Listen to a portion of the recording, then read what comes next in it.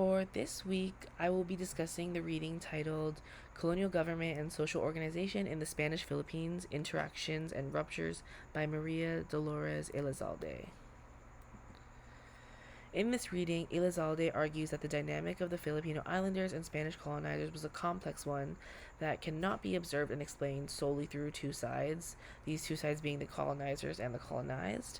Her paper details the extensive history of Spanish colonization in the Philippines and analyzes its legacy.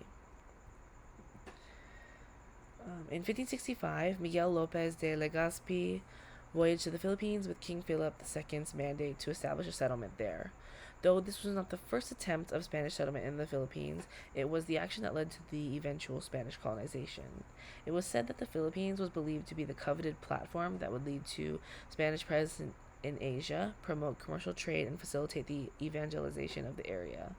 The actual capabilities and power of the neighboring populations, Spain's scarce resources, and the end of the rivalry between Spain and Portugal following the union of the two crowns in 1580 led to the abandonment of plans for greater conquests and the decision to concentrate energies in the Philippine archipelago.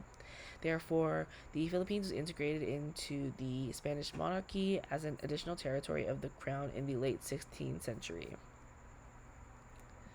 Under Spanish colonial rule, the Philippines underwent significant reformation a number of times, which transitioned them from a once relaxed government to a strict Spanish dominated one.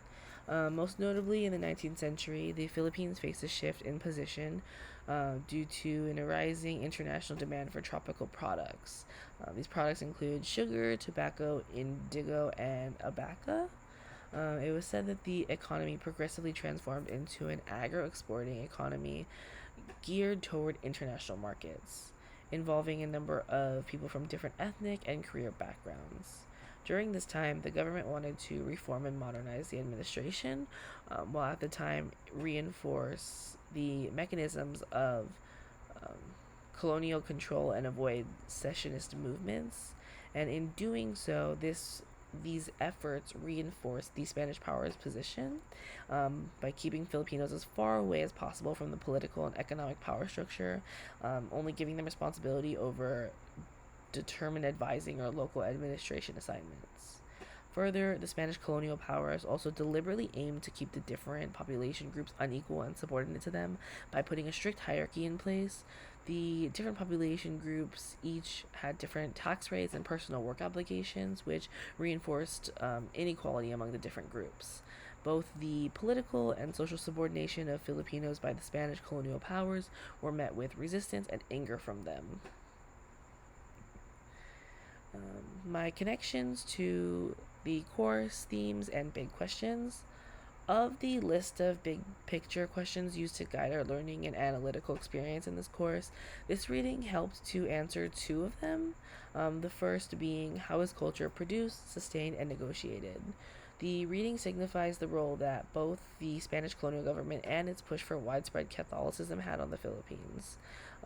Throughout Spain's 333-year-long involvement in the Philippines, they globalized the archipelago for the exportation and production of tropical goods to the Americas. Further, their rising involvement in international trade during the 19th century called for government reform that could upkeep and maintain these responsibilities. Therefore, the Spanish government played a significant role in both cultural production and maintenance. The second question that this reading helps to answer is, how is culture impacted and transformed at the intersection of empire and encounter? The institutional, political, and societal reforms that the Spanish powers made in the Philippines reflect their intentions and the power dynamics between Spanish colonizers and Filipino islanders. In order to modernize the administration while maintaining colonial control and preventing resistance from Filipino islanders, they needed to keep Filipinos as far away from political and economic power. And this demonstrates the disparity between the two.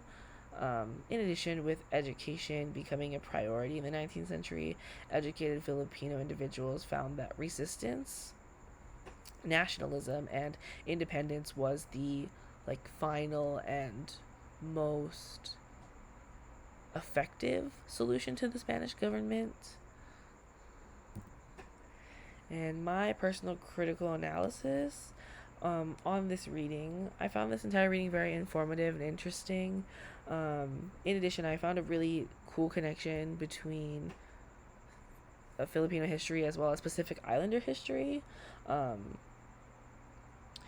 what stood out to me was the friendly approach that Miguel Lopez de Legazpi took while trying to establish a settlement in Manila. It was said that he negotiated peace and friendship treaties with both Muslims in the south and then Malay descent on the other side. The video that we watched in this week also brought up Miguel Lopez de Legazpi's approach and added on saying that um, not just him but others as well spoke in their native language to, I guess, connect with the islanders better.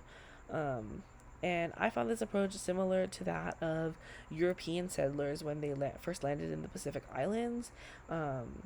They would often try to, I guess, assimilate, not fully, but understand and the culture of Pacific Islanders and use their language to communicate with them. However, this like friendly approach um, allowed these like naive, well, and like vulnerable islanders to be taken advantage of. Therefore, I see this approach, though it starts as a friendly one, it really, in general, is a deliberate method that subtly shifts the power to the colonizers in a really discreet way that the islanders are unaware of. Therefore, it's a lot more, what's the word, like sneaky and mischievous than it lets on. And that was my like really big connection. I found that really interesting, just because we see the different methods that colonizers can take, and one of them being this friendly or not so friendly approach, while others can take a more direct, violent, like head on approach to it. Thank you for listening.